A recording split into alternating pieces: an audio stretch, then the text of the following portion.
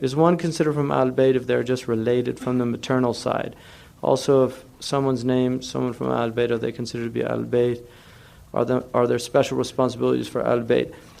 The maternal side is not technically, there's a strange paradox, because on the one hand it's matrilineal in that all of Ahlul Bait goes through Fatima. On the other hand, after Fatima, it's patrilineal. So there is a khilaf about that. But the dominant opinion is that the Ahlul Bait, and the reason that it's important is because of Zakat. But there's no doubt that if somebody's maternal side is from the Ashraf, that they have that sharaf. There's no doubt about that. But they're not sharif in that they can take Zakat. So it's different. So the Ahlul Bait, obviously the Ahlul Bait have a responsibility. There's no doubt about that. Everybody has a responsibility. But the Ahlul Bait, what tends to happen with the Ahlul Bait is that if they do not really have a strong bend towards the deen, they get a lot of tribulations. And even when they have the bend, they get a lot of tribulations. The Prophet ﷺ, Surah Al-Ahzab, when Allah subhanahu wa ta'ala says, يُرِيدُ أَن يُذْهِبَ عَنْكُمْ الرِّجْسَ أَهْلَ الْبَيْتِ. Allah wants to remove your impurities, أهل البيت, وَيُطَهِّرُكُمْ تَطْهِيرًا, and to purify you. Sidi Ahmed Zarruq says, تعلقت الإرادة الأزلية بتطهير آل بيت رسول الله, that the divine and eternal will is, there's a ta'alluq. Ta'alluq is an attribute when it associates with something in the world. So that Allah wants to purify the Ahlul Bait. So that's going to happen. So people that have sharaf often have a lot of tribulations that other people don't have. You see that in their families and things like that. And dunya is darul bala. People want everything to be happy in the world. The world is not, it's what Shaykh Abdullah was saying the other day. This is not a happy place. It wasn't designed to be a happy place. If you're happy in it, consider yourself incredibly fortunate. But the best thing to do is to be happy in spite of it, because your happiness should be with Allah. The Sa'id man sa'ida fi batni ummihi. If you're happy with God, then nothing can get you down or depress you or do those things. But it's a place of tribulation. Abu Faraj al-Isfahani wrote a book called Maqatil al-Talibiyin, which is all just about the massacres of the Ahlul Bait. If you read history, you can't believe what was done to them. It's just hard to fathom. It's hard to understand how people could have done that to the family of the Prophet, who believed in Islam, but it was all political. It was all out of fear that and they also had a shabiyah with the people, because the iman was so strong, and these people were direct. Even like today, if you meet somebody who's,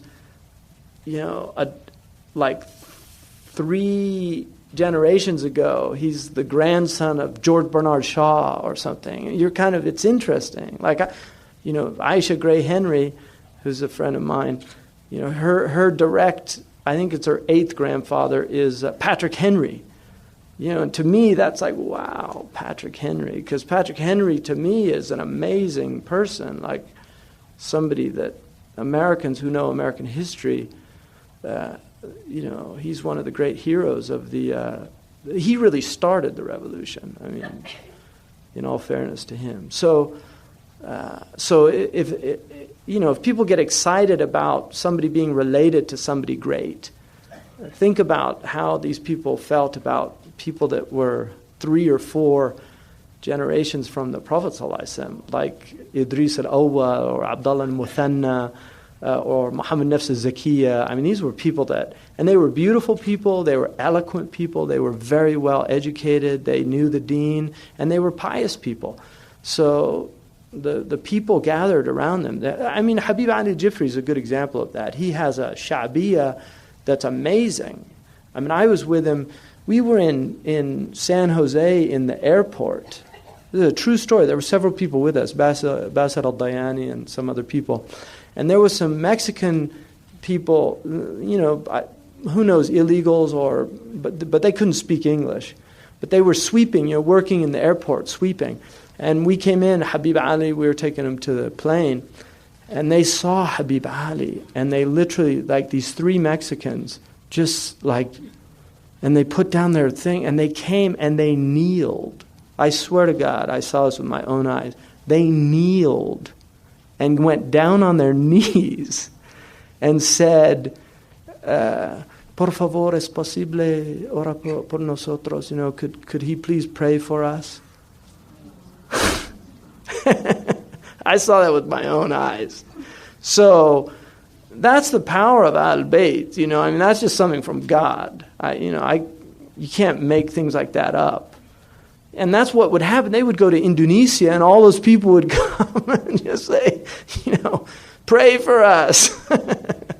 That's what happened. That's how they spread the religion in all those places. Muli Idris went to Morocco, and all these Berbers just gathered around him and wanted to do whatever he wanted them to do. So the Ahlul Bait had and still do, not all of them, and they're people, but the righteous ones, the pious ones, they have a power. There's no doubt about that. We're not Shia.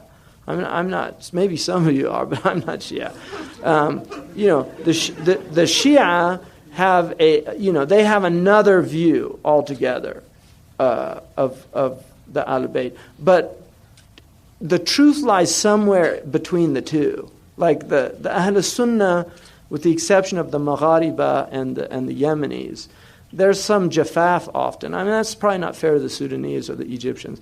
But you'll find there's often not the same type of consideration that people have for the Ahlul Bait. Like in Morocco, the Ahlul Bait have abused it also, because a lot of people don't even want to hear it, because unfortunately some of the Ahlul Bait use that as a means of gaining the goodness of other people. But they were poor, their circumstances. So there was abuse of that power as well, because again, they're human beings.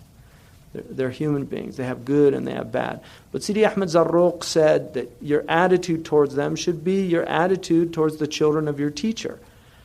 That sometimes you have to scold them, but you do it out of love. You don't do it out of hatred or contempt. So, the family, there's blessings. And I've seen blessings in my own life from the family. Like a lot of people that have helped me and have been from the family of the Prophet ﷺ. And they're a great blessing. They're a blessing in the community. And people that have that lineage, they should be honored. It's a good thing to do. Our religion is egalitarian.